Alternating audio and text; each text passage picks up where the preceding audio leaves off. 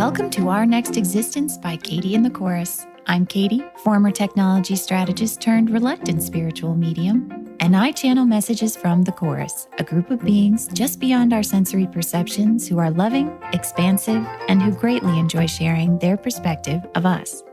Join us each week as we share and discuss their ideas about humanity's existence, purpose, and future. Concepts you can draw from to accelerate your path, expand your perceptions, and ultimately step into the flow of the universe and your life. Welcome back, everybody. So, full disclosure, I woke up at 2:30 in the morning this morning and started recording this. I know, on paper, it sounds super unhealthy, right? Like, oh my God, 2:30 in the morning? Like, how are you even functioning during the day? I totally get it. I totally do. Years ago, when all of this started, I found that the chorus or just those sensations would sort of often wake me up around 4 o'clock in the morning. And my brain would totally do that judgment of what time is it? How much time is it till my alarm goes off? What do I have to do today? I need the sleep. I can't be, just, man, fire off as soon as I woke up. Isn't it funny how we adjust, how quickly we adjust? After you do it, I don't know, dozens of times and it kind of works out okay, my brain just doesn't freak out as much about it. It's like the difference between your first day on a job, where everything seems anxiety ridden, very new, very not sure how this is all going to work out, to when you've been going to the same job for a decade and you don't even think about those things anymore. It's kind of like that. So yeah, 2:30 in the morning is early. I totally agree. And at the same time, now it's kind of like, kind of works out. I don't know. Relatedly, today the chorus will talk to us about the emotional array, their concept of how they view our emotions, and also this process that we're going through in awakening, where we first become aware of our judgments, grapple with them, try to understand them. And in that process, we move into allowing them, loving them, seeing more fully the purpose that they served, kind of like gradually learning to allow waking up in the middle of the night. In the first part of the episode, you'll hear directly from the chorus themselves, and then afterwards we will discuss. Have fun.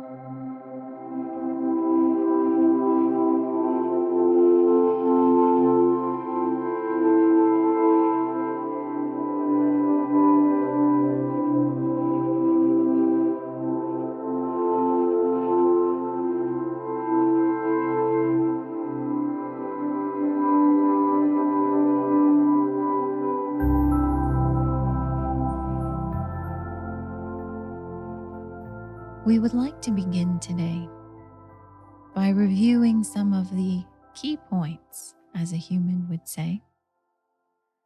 That is, that you came here to have an experience of great limitation, meaning by denying your perception of the infinite, you would be able to live, to experience a great variety of kinds of disallowance of energy.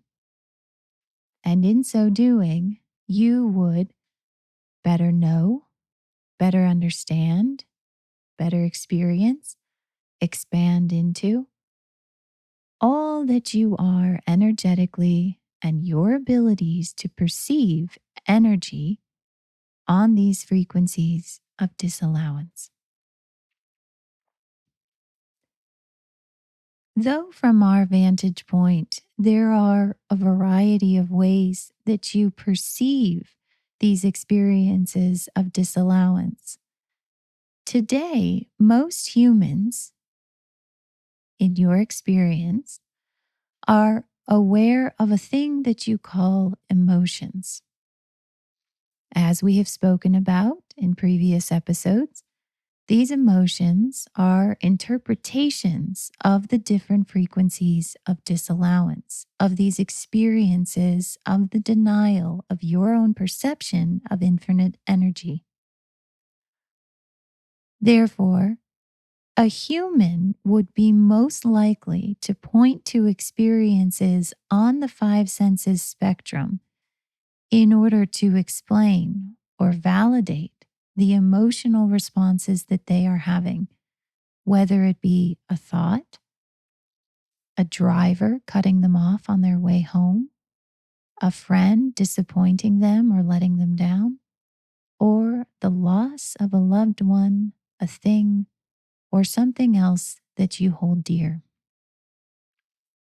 From our vantage point, however, all things exist energetically prior to their manifestation here, whether it be in thought form or as a thing, as you call it.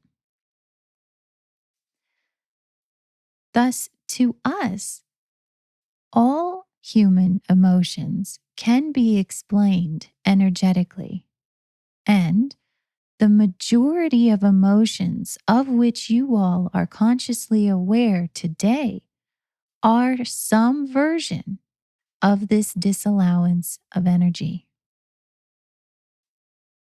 Though humans consider joy, happiness, optimism to be positive emotions, and they consider anger, depression, grief, and shame to be negative emotions, we do not see the linear scale in the same way that you all do. Rather, we see it more as a three-dimensional type of fluid dynamic setup, where your interaction with the energies of disallowance creates billions of times per second the experience of these frequencies. Therefore, we see you as very colorful embodiments of these frequencies. More often than not, a human is experiencing multiple emotions at the same time to varying degrees, as you are rapidly moving through different experiences of the disallowance of the perception of infinite energy. Thus, though you consider joy to be a positive emotion, from our vantage point, it is also an experience of limitation. How can this be, you might ask? Because joy feels so much better to me than depression or grief or anger or rage. And thus you have perceived rightly, beloved ones. Imagine in this three-dimensional sphere a center point of light. That center point of light is what you call the sensation of love. To you, it feels enlightening, it feels flowing, it feels rapturous, it feels good, you might say. From our standpoint, energetically, love is what we would call a cessation in participation in the belief systems of the five senses world that you all have created. That moment of love that you feel is flow, is for a moment your natural return to the frequencies of allowance by simply ceasing for an instant your participation in all of these beliefs that are required in order to give you the experience of disallowance. If you were to move outward in a three-dimensional sort of way, in a spherical way from that center point of light, what you might experience swirling closely to that pause in the belief system complex activation you might call positive emotions. These things do rightly feel better to you than negative emotions because of their swirling proximity, you might say, to the center point of love. But, beloved ones, this is not because positive emotions are better than negative emotions, for all emotions here are powerful experiences of disallowance, which is what you came here to have. Rather, your path of greatest expansion flows in the direction of love and beyond it to frequencies that are beyond the game. That is your preference for love. That is your trajectory, and that is what you are all rapidly expanding towards. In your conscious moments, in your unconscious moments, when you are trying to be more loving, when you forget to be more loving, when you are angry or frustrated, when you are waking, when you are sleeping, in all of these moments, beloved ones, you are expanding home in the direction of love and everything that lies beyond it. We know that some others have described to you waves of energy that are perhaps reaching your planet, that are perhaps moving through your kind, that are causing perhaps upheaval as a human would perceive it. For as we have discussed, new energy is often perceived by a human as being chaotic. But understand, beloved ones, that you are not adrift on a turbulent sea of waves of energy. Rather, that wave that you have heard described is what we might call that path of greatest expansion.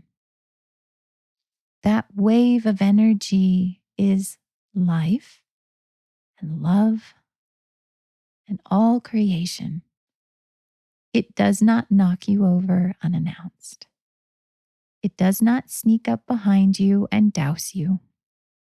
You are the wave. You are creation. You are energy. And though you are awakening to new and different perceptions of what you have experienced here, we would suggest that as you do so, the power of that wave will be recognized by you as rising up within each of you. Love is, quite simply, your destiny. And the only reason we can say that is because we see from a slightly different perspective your paths of greatest expansion. It is not a thing you need to earn or work towards or try to be better at. It is simply the direction you have already chosen in which to flow. We love you infinitely, beloved ones, and we rejoice to see how many of you are coming to remember infinite love too.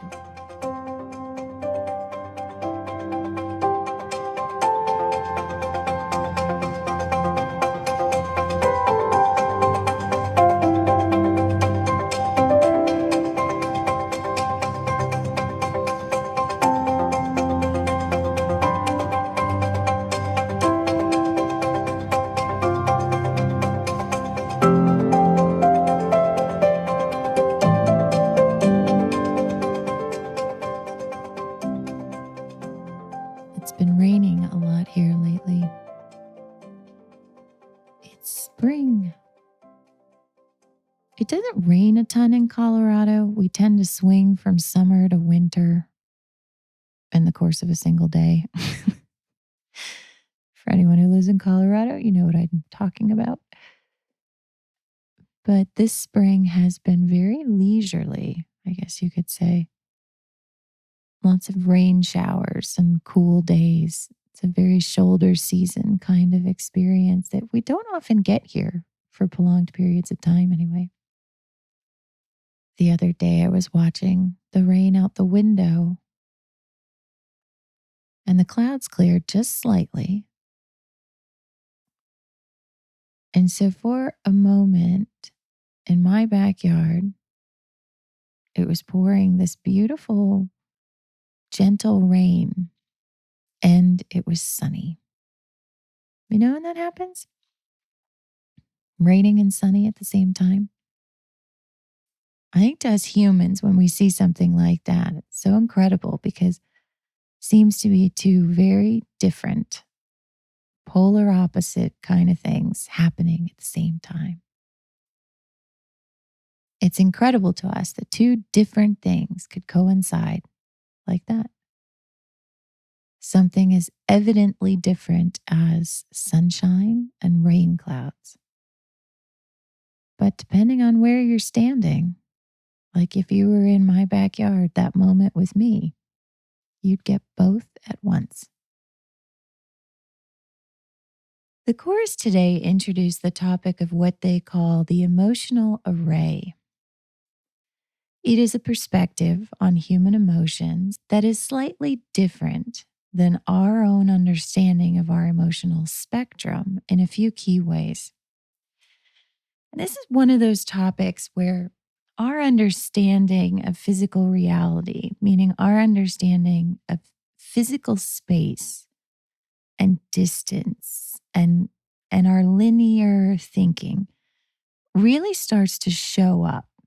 As the chorus stated, today, when most humans think about our own emotions, we think of them in terms of being on a line, where over there, down in that direction on the line, are increasingly what we call negative emotions, the things that feel bad. And then if you move that way down the line, are increasingly positive emotions or the things that we consider to feel good. Today, we have a lot of names for the experiences that we have, for the emotions that we feel on either end of that spectrum. So we call certain experiences on the negative end of the spectrum anger, depression, sadness, defeat, etc., moving more and more intense, you might say. Sometimes our view of the emotional spectrum is a view of the degree of the intensity of that bad feeling, as we would call it. And then the same is true in the positive direction, where at that far end of the spectrum, you might call the best feeling joy. Or some people have said that that best feeling is called love. So today, the chorus, in introducing their understanding or their view of our experience of emotions, sort of turns all of that on its head. They remove the line, for starters. They remove the linearity of how we view our emotional spectrum, and instead they put all the emotions in a sphere, in a three-dimensional ball. And they say, we see all your emotions in there floating around. All of those experiences in the ball are experiences of the game. That all those emotions that you feel, whether or not they are considered by you to be positive or negative, are all interpretations of the frequencies of disallowance that you're resonating with right now for the experience of this game. This is the first head scratch moment for a human. Because if all of those emotions that are in the sphere in there floating around are experiences of disallowance, are perceptions of energy, then that means if you and I were sitting across from each other on a table and you were sitting there completely depressed, could barely move, didn't know what to do, as we've talked about in our experience of depression, had no idea what to do next, had no sense of yourself or your own inspiration. You and I would say, man, you are deep in the limitation today. You are really having a human experience. Whew, let me get you a drink or a cupcake or something. And if I was sitting on the other side of the table and I was having a completely joyful day, just everything was going awesome. I was so happy. I was on cloud nine. I felt great. I looked great. Had on an awesome outfit. Had perfect finances. Man, I am crushing it. We would say, wow, you must really be in flow. You must really be firing on all cylinders, Katie, to be in such a state of joy. And the chorus is saying, well, that may be true, but also from our vantage point, you are having just a different experience of limitation. Two humans at the same table, one depressed, one joyful, both experiencing limitation. And so a human would say, what? I'm sorry. How does that work? How are we both experiencing limitation in that moment? And this is exactly the questions that I had for the chorus. As we started to talk about emotions, I began to understand that their perspective is a energetic one. They see all of this from a viewpoint that is beyond the game. And so when they look at us at the experience of sitting at that table and comparing our different emotional experiences in that moment, they say, but we see the energy that's behind all that.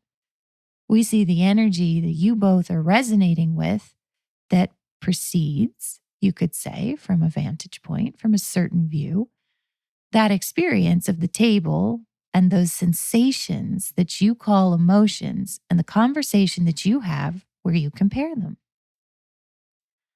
And that energy that they view us resonating with is quite simply to them the frequencies of disallowance. From that broad perspective, from that very distant perspective, you can see how to them these things are the same. They are similar. You and I are resonating in a very similar place in the game.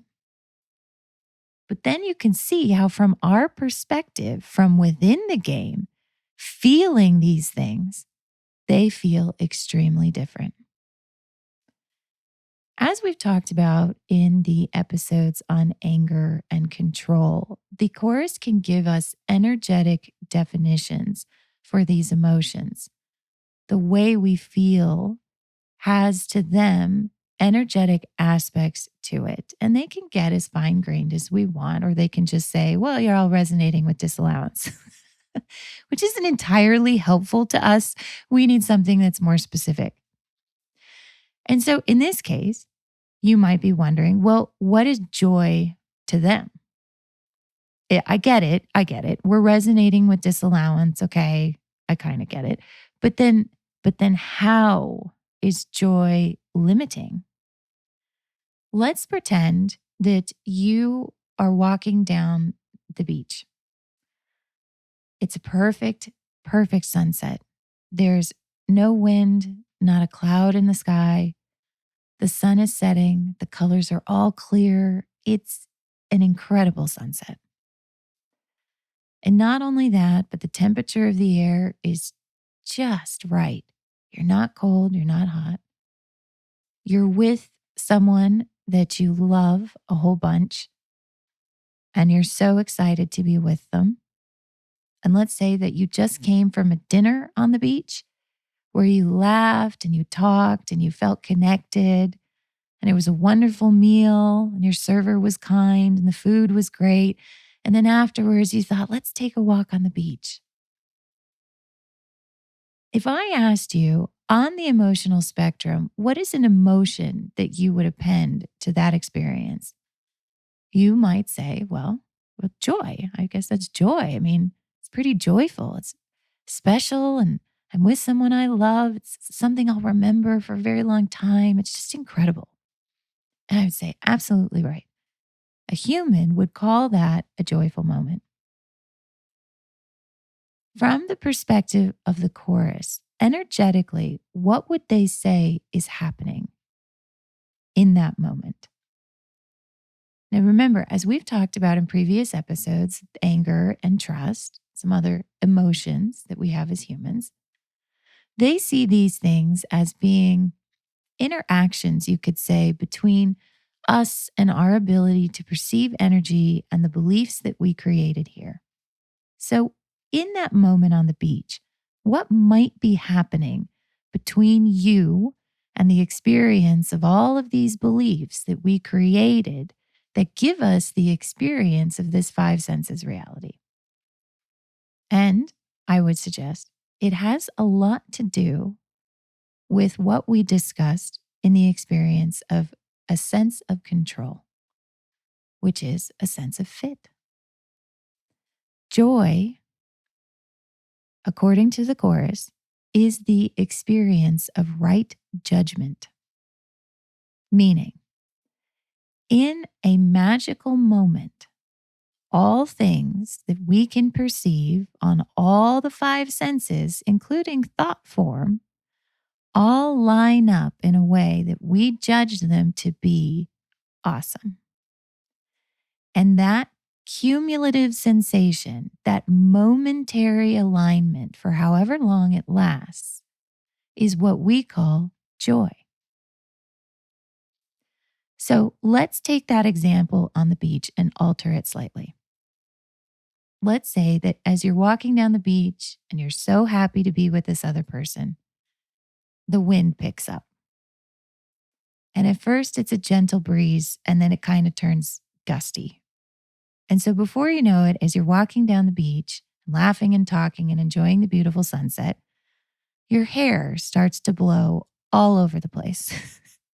For those of us with long hair, you know what it feels like to have the wind come up and suddenly start blowing your hair into your mouth and into your face. And so you're trying to wrangle your hair with one hand while still enjoying the conversation with the other person. Or let's say you have short hair. So the wind picks up and it starts to blow grains of sand into your eyes. And so now you're trying to shield your eyes while also looking at the other person and trying to enjoy the sunset, but you kind of have to keep one eye closed now because there's a big grain of sand in there and it really hurts. And so now I might say to you, now how would you describe that experience with an emotion? Is it still joy? Is it the same sensation as when everything was perfect? Now that you've got hair in your mouth and sand in your eye, is it the same sensation of joy? And you might laugh with the other person and you might run back to the car to get out of the wind and the sand, or you might get grouchy, or you might be like, ow, that really hurts. And, sort of have the person block the wind while you try and get the sand out of your eye. Is it still joy? Is it still that same incredible sensation? According to the chorus, it would be slightly different because that momentary alignment of all things being rightly judged by us would shift, and something would be judged as being problematic, as less than ideal. And maybe it would only downshift to happiness or to humor. It doesn't have to drop all the way down to depression in a minute, but it would shift ever so slightly down because to them, joy is the emotion of right judgment and judging all things in our five senses perception as being great. As they've pointed out to me over time, this is why joy is so fleeting to humans. This is why happiness can often be fleeting because our words are proxies for these emotions. But as we all know, emotions are like spices, they're like flavors. They're so different and they're so varied. And we have these words that bucket them. And that helps. that has been an evolution, that has been a demonstration of our awakening. But really, it would be hard for most humans to agree to a very specific line that delineates joy from happiness, right? There's sort of, I'm happy, I'm really happy, I'm joyful, right? It's sort of a bucket. It's sort of a collection of emotions that we don't have any more comprehensive ways of conveying to each other beyond that word or that squeak, as the chorus would lovingly say. So we've written all of these books about happiness and why is happiness so hard to achieve and why is happiness so hard to sustain. And that, from the chorus's perspective, is an aspect of our awakening, that we are becoming conscious of these emotional experiences, that we recognize moment by moment more and more of what we're feeling as we're feeling it, that then we talk about it, we study it, we scrutinize it. More and more, these things are becoming clear to us in conscious ways. And so, as we recognize that there is this emotion, this sensation that we call joy or happiness, and it comes and it goes. And we all ask ourselves, why is that? Where did it go? And as usual, with most things in our awakening, what we are drawing our attention to is the underlying structure of the game. As we've talked about in previous episodes, more often than not, challenges arise in our lives because that's playing by the rules of limitation, which we're still doing in a way because we're sort of evolving from the point of a game. We are awakening from the point of limitation. And so we're still having challenging, limiting experiences, but they're always leading us to a more expansive point. So we recognize that joy and happiness are hard to pin down, and we struggle with it, and we want to be happier, and we want to think more positively, and we want to be more in that state more of the time. But it's hard. Why is it so hard? We ask ourselves, and we study it, and we look at it, and we study the opposite end of the spectrum too. If joy is this and depression is that, why do we feel both? And how do we get between the two? And eventually, what we come to is the relationship between ourselves energetically and what we've created here, which are vast oceans of beliefs that collectively gave us the experience of a lack of perception of the infinite. So now you might be looking at both of us who are sitting at the table. You're depressed and I'm joyful. And I say, well, energetically, we know what you're having because we talked about that in episode 12.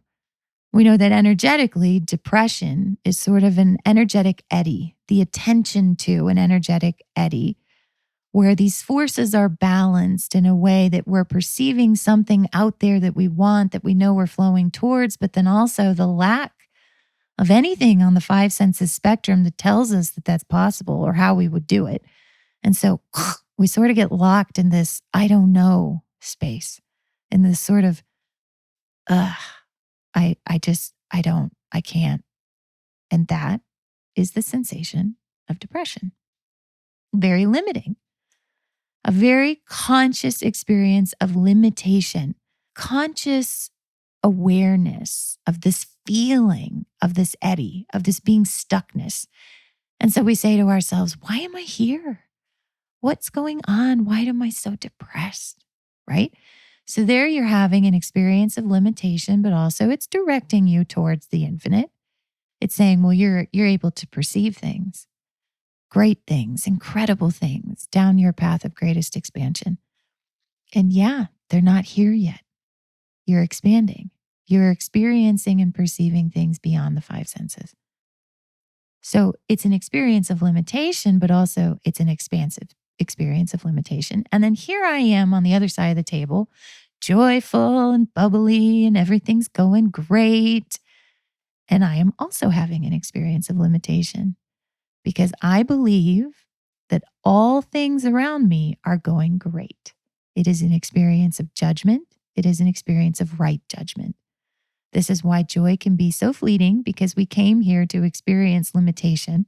And so these moments that we have where everything lines up to be judged as pleasing by us come and go, because we didn't come here to judge everything as going great. We came here to sort of unconsciously roll around in experiences of limitation. But that also explains why different things make different people joyful. Though we can all agree that sunshine and roses and things like that are pretty great, the degree of joy, of happiness that different people feel over different things varies. It has a lot to do with our belief systems. It has a lot to do with what we believe to be incredible or joyful. So now what? Here you and I are sitting in the three-dimensional array, as the chorus calls it, this sphere of emotions. And we're both in it, and we're both having an experience of limitation.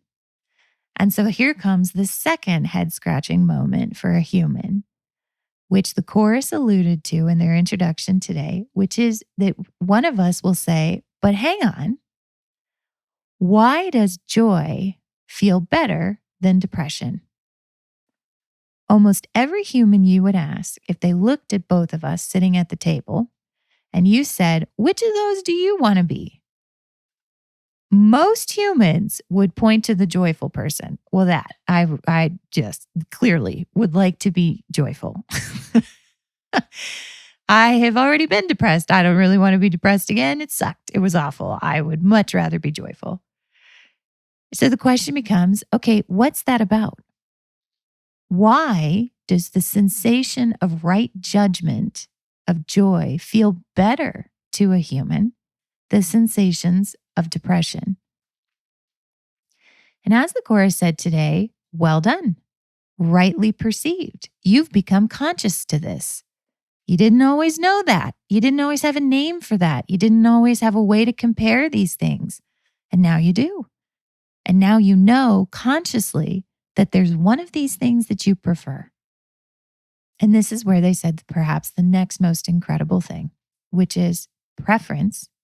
Your preference is an indication of your path of greatest expansion. Meaning, every time you go through your day and have a slight preference for something, that is your path of greatest expansion. It is as simple as that, and it is as staggering as that. Humans have many ways of judging things.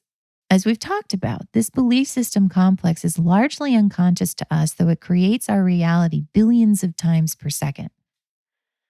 So we minimize, we diminish a lot of our experience here because we wanted to. We wanted to be fully immersed in the experience of limitation. And so if you walked into a convenience store at a gas station and you said, I have a hankering for a candy bar, and you walk over to the stand and you look at the candy bars and you say, I think I'll take that one. Does that moment of preference feel like a reflection of the infinite being that you are? Or does it feel like you're kind of just grabbing a candy bar on your way to whatever it is that you're doing next? This is human. This is being human. This is that entire experience is so nicely contained within our beliefs that we don't even really think about it. Our existences here have been unconscious. We have not until recently had this sort of second track running in the background that as you walk up to the candy bar says to you, but why? Why do I prefer a Milky Way over a Snickers? You simply do. Yet, this is starting to happen in other areas of our lives where we are being challenged, typically in new ways, again, playing by the rules of the game. Great limitation surfaces in some area of our lives. And as we struggle with it and as we grapple with it, usually questions start to show up. Why is this happening? Why am I here? Why do I feel this way? How did this get so hard? When's it going to be over? Sometimes it looks like illness. Sometimes it looks like catastrophe. Sometimes it looks like great loss. Sometimes it looks like a void. Sometimes it looks like you just don't know what to do for a period of time in the void. And you say, what is going on? Why am I still here? What is this? Why did I know what to do last year and this year I'm completely at a loss? As you grapple with those questions, what you are coming to consciousness of are all the aspects of the game. Things that you believe, things that you're starting to sense about yourself, things that turn out to be true without your being able to explain how you knew that they would be true. All of this starts to come to the forefront. And so in moments like that, we often come around to the things that we want and allowing them through. Because we're finally consciously lifting off of, lifting away from, expanding beyond, however you want to say it, whichever direction works for you, all of these beliefs that prevented us from viewing, from perceiving more of our infinite natures, the heart and soul of which being the things that we prefer. Your preference is a reflection of all that you are, down to your choice of candy bar. And so when you say, I prefer joy over depression, though, the chorus is giving you a standing ovation. It's not about joy versus depression, though it has been to many of us as we've rummaged our way through this. We've scrutinized depression and we've scrutinized joy, and we've tried to figure out how these things work and how to maintain the one that we want for longer periods of time. But the chorus is saying really what you're coming to is an understanding of your own preference. As you move into that sort of perspective, all the details sort of fall away. Because as you grow into a stronger sense of your own preference, it kind of stops mattering whether or not it's a candy bar or a place you want to go or a car you'd like to have. It's that feeling. It's that sense of amazingness, of flowing with your own preference. And the judgments that we are accustomed to using here to evaluate our preference, to evaluate our desires, and can it happen and will it happen? And do I have enough money for that? And is there enough time? All those judgments that are the beliefs of limitation soften. Do they go away? Now that is an interesting question. In fact, you could ask the same question about your emotions. Does depression go away? When we are expanded, when we are flowing in the direction of our preference, when all these beliefs soften, when we're less in our heads and more in the sensations, will depression disappear from the human race? But then I could ask it equally about joy, couldn't I? If depression and joy are both different flavors of the experience of disallowance, then as we expand, do both depression and joy disappear or fade away from our experiences? As a way of answering that, let's go back to what the chorus said today about love. Now, we've touched on love here and there over the course of several episodes, such an important topic. But prior to their description today, where might you have put the sensation of love on our image, our concept of emotions on a linear scale? Where on the line? Down in negative emotions? Probably not. I don't think most people would put love down there next to rage and depression. You can, you can. I'm just saying, a majority might not. Okay. Would you put love kind of up in the positive end of the spectrum?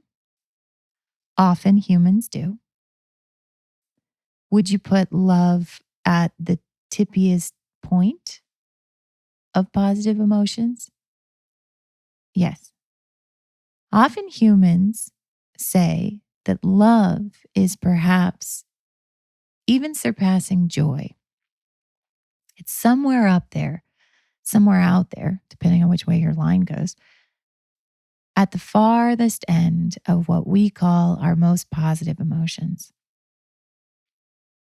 And yet, love can feel different than joy can, can't it? Well, wait, hang on. No, I mean, sometimes you are joyful when you are loving.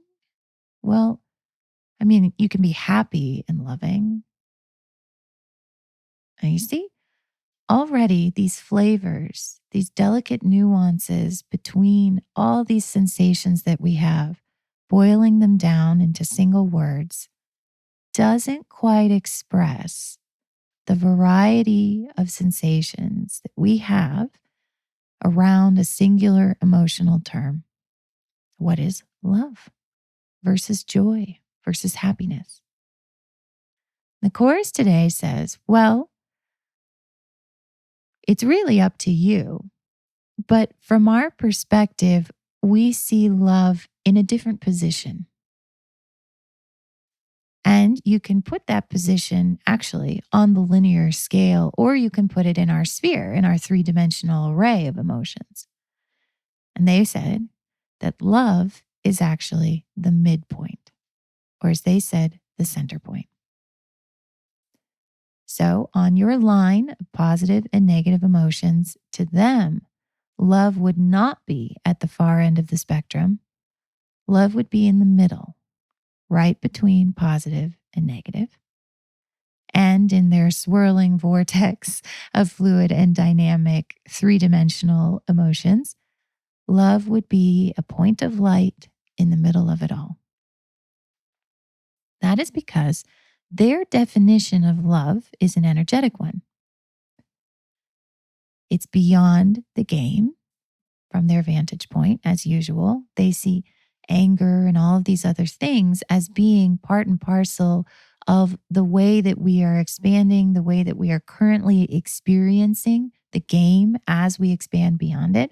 And love to them is no different. To them, love is, as they said, the momentary cessation in participation in the belief systems of the five senses. They call it a pause. They call it neutrality. They call it allowing. Meaning, in that moment of love, consciously, we are not active in judgment. There's nothing in the belief systems complex that we are activated on, that we are energizing. Instead, we have shifted, you could say, into a place of judgelessness, of belieflessness, of allowing everything. There is no scrutiny. There is no analysis that is molding the energy into anything else. We are quite simply loving, allowing whatever it is that we are casting our gaze upon to be whatever it is in that moment. As we've talked about in previous episodes, we understand the sensation, don't we? That we can scrutinize, and judge, and analyze, and try to improve. But in a moment of loving, perhaps someone close to us, someone we think the world of, we don't judge them. We think they're great. We think it's tremendous. Whatever it is they're saying or creating or trying or doing, it's just marvelous to us. That's love. And so it's in the middle of all the other beliefs of limitation to the Course, because all the other beliefs and experiences and emotions of limitation are all part and parcel of the activation of the belief system. The emotional experiences that we have are perceptions of our own experience of limitation, which is driven by all the beliefs that we created here. And so when we feel love and we are momentarily pausing our activation of all of those beliefs, energetically, we are sort of at a point of neutrality in the middle of the sea of all the beliefs and all the corresponding emotional reads that we have of those frequencies.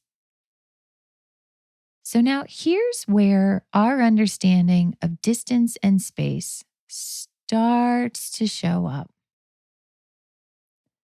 Because as we've already been talking about, well, first of all, we saw it all on a line going up and down a scale. And as we find ourselves slipping down the scale, we all think, no, no, no, no, climb out of it. Go up, go out, go back down the line, back to happiness, away from depression, away from rage, right? This sort of linear thinking has been one of the main ways that we've structured our own understanding of our own emotions. And the Course has already thrown that out the window and put it in a ball. Okay, and so then we had love sort of at the end of the scale with positive emotions, and the Course has thrown that out the window. They've said, nah, it's in the middle of all of it. And then they said the next most important thing, which is from their viewpoint, there's no such thing as positive and negative. There's no such thing as better or worse. That all these emotions are just different experiences of limitation. It is our ability to perceive these energies as emotions. Okay, so then we come back to it though. How do we represent that? How do we represent our preference for some emotions over others? And they said, well, you could think of it in a way as sort of orbiting around the center point of love. And so the things that you prefer typically are closer to the center point of love because that's the direction of your path of greatest expansion right now. And the things that are further away, you could say, from that center point of love are not preferred by you because, that's not where your path of greatest expansion is. Now, I want you to think about that for a second and become aware of kind of the image that forms in your mind. So you've got the center point of love and you've got sort of the things you prefer closer to it, which are often positive emotions. Then you got the things that you don't prefer sort of further away.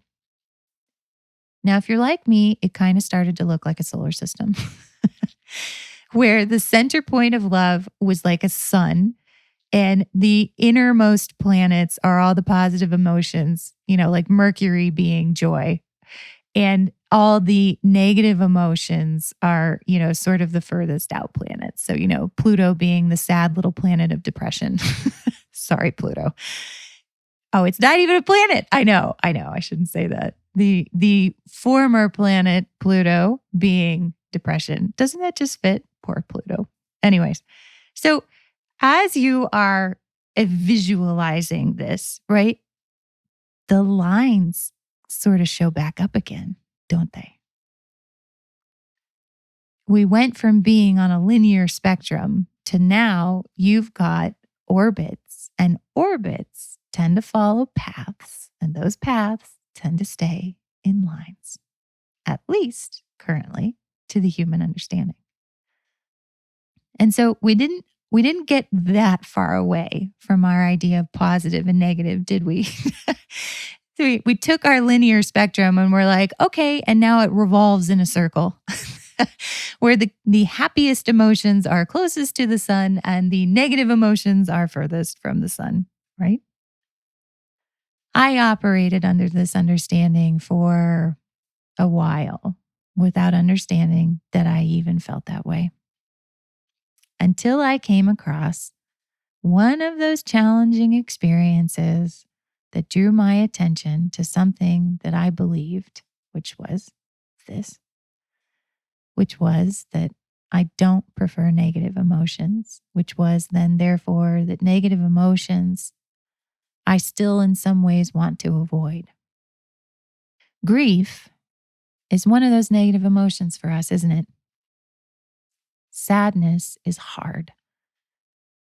Grieving is hard. Humans grieve when we lose things. Perhaps it's the loss of a dream. Perhaps it's the loss of a business. Perhaps it's the loss of a dear pet, a dear friend, a loved one. Humans have this conscious understanding of grief. And recently, what we have been coming to is an even deeper understanding and an even broader conscious awareness of grief. That sometimes we may go through grieving processes and we're not even consciously aware of what it is that we are grieving the loss of. As we've come to know our psyches, our beliefs, our psychology more and more, we've come to understand that even slight shifts in our own identities can trigger a grieving process. Ever gotten a bad haircut? Ever thought you looked a certain way or was viewed a certain way, then to realize that that's not true anymore? Ever thought that you were a certain kind of person, and then through an experience or a shift in your own life, you realize that you're not anymore? The human identity, the human concept of self, as the chorus often calls it, has been largely centered in our belief systems. Our judgments of our lives run nonstop in the background. These beliefs, as we've talked about, create who we are and what we live billions of times per second. As we awaken to more of what we are beyond these belief systems, we have another powerful experience of both, meaning that we understand in new ways the people that we thought we were, and we also begin to see more of what we also are. As you all know, as I've shared here and there over the previous episodes, coming to terms with this spiritual stuff that I do has been challenging. Over the last few weeks, I've actually made some progress in that department, you could say. I've talked about it more. I've told even a couple people. I've introduced myself, I guess you could say, from this new perspective that I have. Meaning I was sort of honest about what it is that I'm doing. I don't often know what to call it, but I sort of stumbled through a description of it as opposed to just avoiding it completely, which was a big step for me. As I started to do this, as I started to embrace more of what I feel like I am, have become perhaps, I also started to grieve. As usual, when you're awakening and you walk into one of these emotional experiences, you know that that's what it is that you're having, but there's also the game piece part of you that has no idea why it is that you're having this experience. And so it was as I started to grieve. The grief didn't just show up, once and it was over, but really, each time I took a step forward in accepting, in allowing, in loving more of what I am and becoming, there was a corresponding response from another part of myself that was sad. For the longest time, I recognized this part of me, but I didn't know really what to do about it or why it was there or why it was sad, because I do believe that I am expanding in a direction that I prefer. And this should be good news. Changes of identity can often be scary. I understood that. But I didn't understand why I was also so sad. As usual, with things that we're not quite ready to come to consciousness to, it's because they're still doing a job. They're still serving a purpose on our path of expansion. When we are ready to consciously understand that thing, it's usually because we have moved through it. This is why when you look back at your life and see that you have struggled with a thing through multiple eras, or it continues to plague you, as a human often says, it's because, as the Chorus and I like to talk about it as, it's an engine, it's a driver. It is driving you through other experiences that you are becoming conscious of. It's driving you through other ways that you are awakening. And when it's done its job, when it's served its purpose, you will awaken to the engine itself and you will understand it and you will be able to expand beyond it. So it was only recently that I was able to ask the Chorus about grief, that I was able to finally have space to really sit down with them and say, okay, there's nothing else here this time except the grief. Usually I'm coming to understand this new identity, or I'm realizing these things I'm moving towards. And this time it's just me and the sadness. So what is it? What's grief? And they said, an energetic definition, of course, as usual, that grief is a five senses experience of a release of something from our mental structures. So it is the perspective from within the game that something is being released from the belief systems that we use to drive our experience here. Perhaps this will make the most sense to you in the experience of grieving the loss of someone you love to death.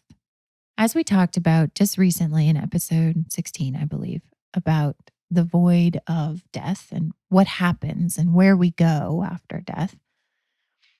According to the Chorus, it's just different frequencies. Our loved ones are alive and well. They're infinite. We're infinite. They didn't disappear. They didn't go into a void. They're not far away. But by our experience of limitation here in the game, when someone vibrates off these frequencies, we disallowed the perception of them. Because if we were here in the game and we could view all the other frequencies of non-limitation, our experience of limitation wouldn't be as limiting.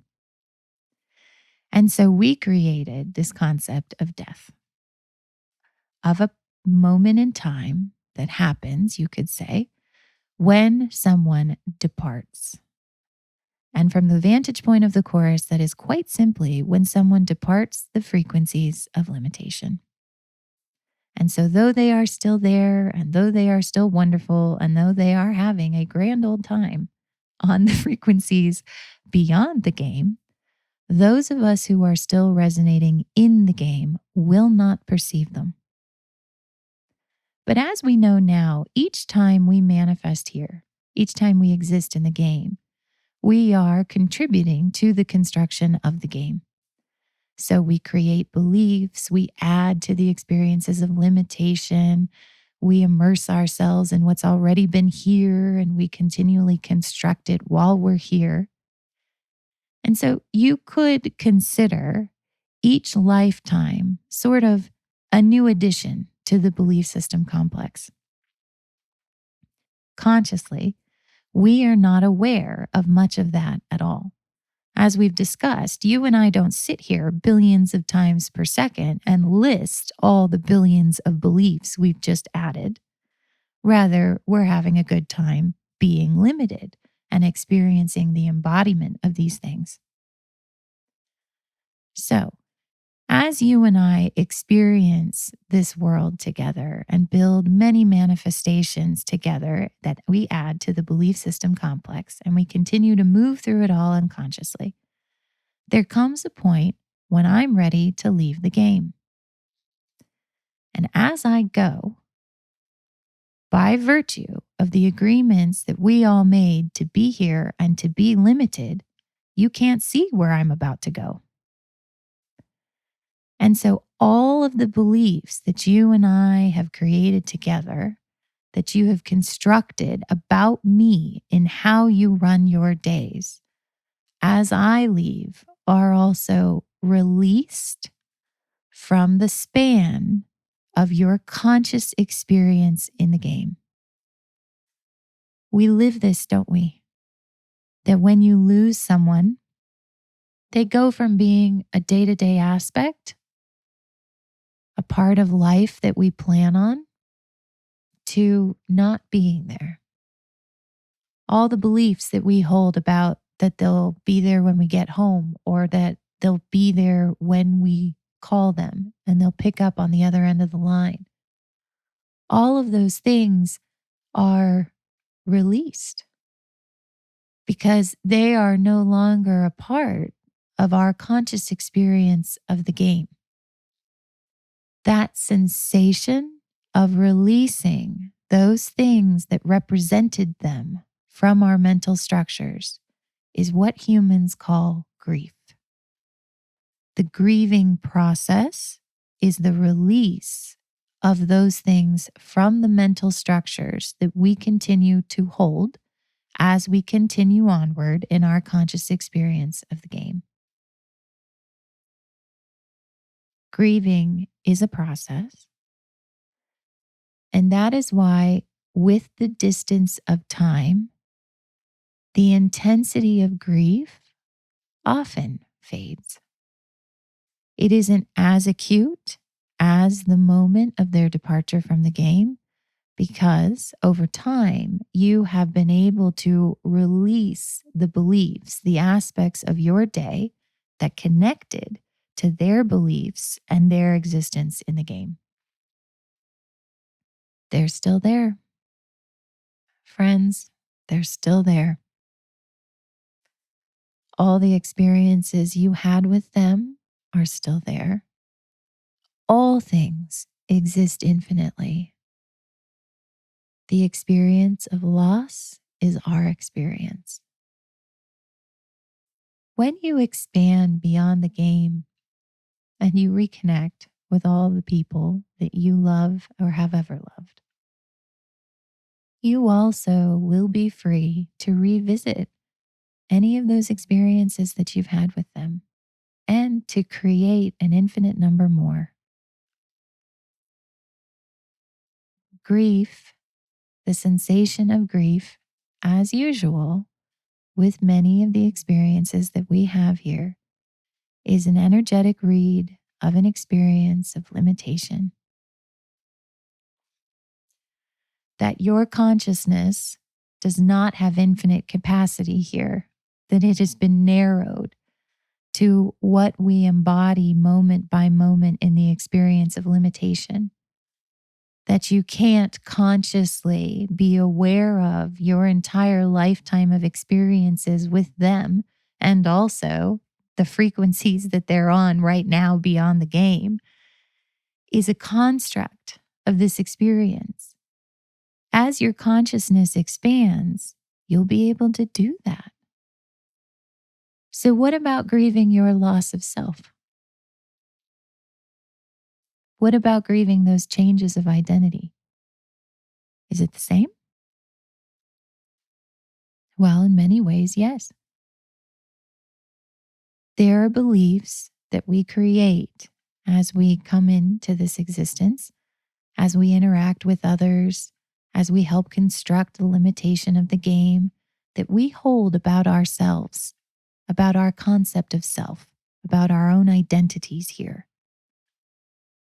As we expand beyond the experience of the game, we move into broader definitions of self. We become more than the ways that we have classically defined ourselves here, which is based on five senses manifestation: the way we look, the way we sound, the things we've done, the things we dream of doing, the things we say, the way we say them, our senses of humor, our personalities. So much of our identities here have been limited to what we create on the five senses spectrum, because so has our perception of the infinite been limited to what we create here on the five senses spectrum. Just as the universe consists of more than this, so do you. But as the chorus has described, awakening is the experience of expanding from the point of limitation. We don't eject out of the game and turn around and look at it. We keep one foot in the manifestation of limitation in these frequencies, and we expand from that point. It is a most particular experience. It is a most incredible experience of awakening. And so, as we do so, not only do we expand into more of what we are, but we come to the conscious understanding of grief itself, which is releasing from our mental structures, from our definition of self, beliefs. Beliefs about what we thought we were and who we thought we were. We move beyond those boundaries. We expand beyond it. And as we do so, we come to the conscious understanding that grief was our energetic signal that we were releasing something from our beliefs. As you believe more and expansive things about yourself, you are also very naturally, as part of awakening, releasing the more narrow beliefs of self that we all held. I asked them once, I said, if all things are infinite, and that part of me, that existence, that identity that I had still exists, why do I grieve losing it? If I'm becoming conscious of all this, if this is an experience of expansion, why grieve? And they said, the duality that you often feel as you change your identity, as you accept, as you allow more of what you are, is the experience of a broadening consciousness. You're both. You are the part of you that senses that this is right and wanted and preferred and wonderful to move forward and expand into more of what you are.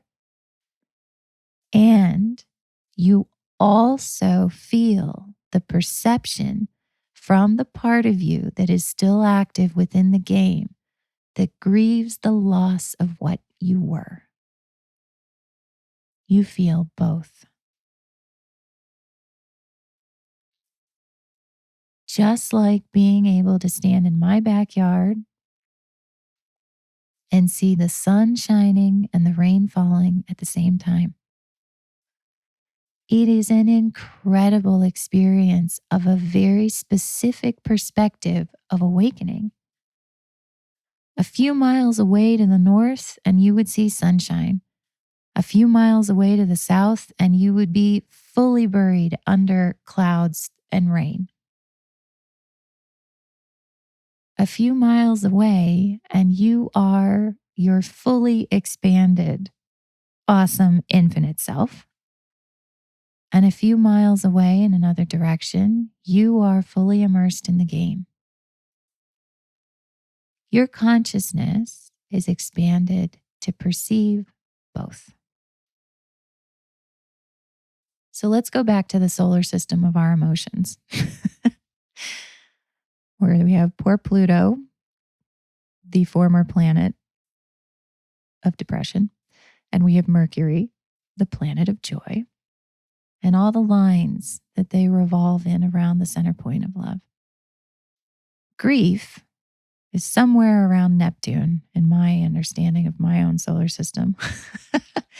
Not preferred, way out there, right next to depression. And I operated under this understanding for a very long time, and it served me. It did.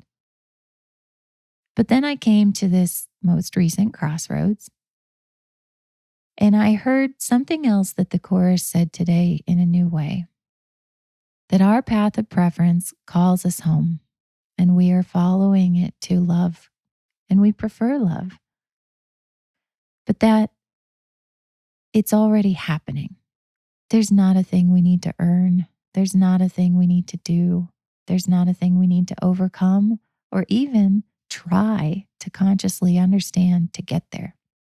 Our expanding consciousness is the path. It's not a straight line through the solar system. We can forgive ourselves for seeing a line there too. But it's not a straight road from Pluto to Mercury and into the sun. Our consciousness is the path. That expansion is the path. We are expanding to encompass, to consciously understand all the things we've experienced here, all the emotions that we have. And though I prefer the sun that is at the center of my solar system, I am expanding to everything that's in it and everything that's beyond it. To things that you and I don't even consciously recall yet, but that we will. To loving all the emotions that we have here. To allowing every planet, every sensation, and everything that's in the space beyond our solar system that we are about to discover. Our path of greatest expansion isn't into the sun and out of here. Our path of greatest expansion starts at love and grows to encompass everything that we experience. Said another way, well, for every planet you land on, you can view it from the five senses perspective and analyze it, get mad at it, maybe hate it, maybe be joyful over it. But eventually, your path of greatest expansion will call you home. And eventually, you will bring the light of the sun to that place, and you will love. Said another way, you are the sun.